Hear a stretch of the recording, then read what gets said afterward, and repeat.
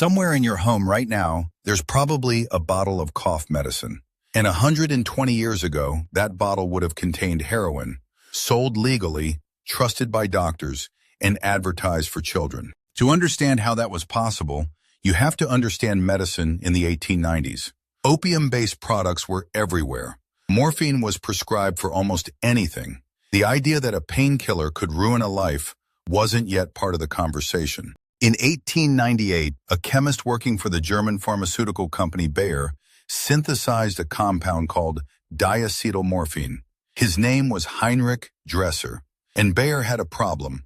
Morphine was increasingly seen as addictive and dangerous. They needed something better. Dresser believed he had found it. The new compound seemed to work faster and with smaller doses than morphine. And in tests on their own employees, it appeared to produce no dangerous cravings.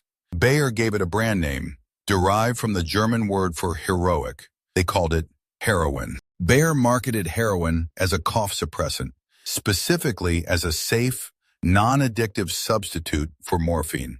And it worked remarkably well for coughs. It suppressed the reflex that drives them, quickly and effectively. Doctors were enthusiastic. Pharmacies stocked it. It was sold over the counter for coughs, colds, chest complaints, and yes, children's coughs. Advertisements showed happy families. The dose for a coughing child was printed right there on the label. And here is the detail that makes this story almost impossible to believe. That same year, 1898, Bayer launched a second new drug from the same laboratory, a painkiller called aspirin. One became the most trusted tablet in the world. The other became one of history's most destructive addictions. For a few years, everything seemed fine. Doctors praised heroin in medical journals. Bayer exported it across Europe into the United States. It appeared on pharmacy shelves alongside everyday remedies, completely unremarkable. Then came the reports that couldn't be ignored. Patients who had taken heroin for coughs were returning, not for their coughs, but for more heroin. Their bodies had adapted. Stopping caused sweating, cramping, agony. The non-addictive claim was falling apart. The cruel irony is that Bayer had been partly right about one thing. Heroin does cross into the brain faster than morphine. That's what makes it so effective at suppressing coughs. It's also what makes it so catastrophically addictive. The very quality they were selling was the danger. By the early 1900s, the damage was spreading beyond medicine cabinets. What had started as a cough remedy was fueling addiction in cities across the United States and Europe.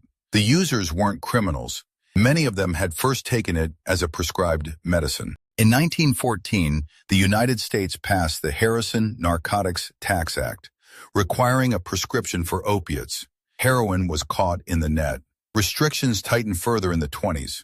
By 1924, manufacturing heroin was banned outright in the United States. Bayer, for its part, eventually lost the trademark. After World War I, as part of the Treaty of Versailles, the name heroin, like aspirin, became generic, available for anyone to use. The brand had outgrown the company that created it in the worst possible way. Today, heroin is classified as one of the most dangerous substances on Earth, banned in most countries, responsible for millions of deaths and ruined lives across a century.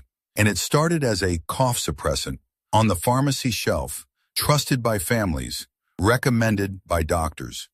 If the hidden history of everyday things surprises you, give this a like. It genuinely helps the channel reach more people. And subscribe to Secret Life of Things for the story behind something else you thought you understood.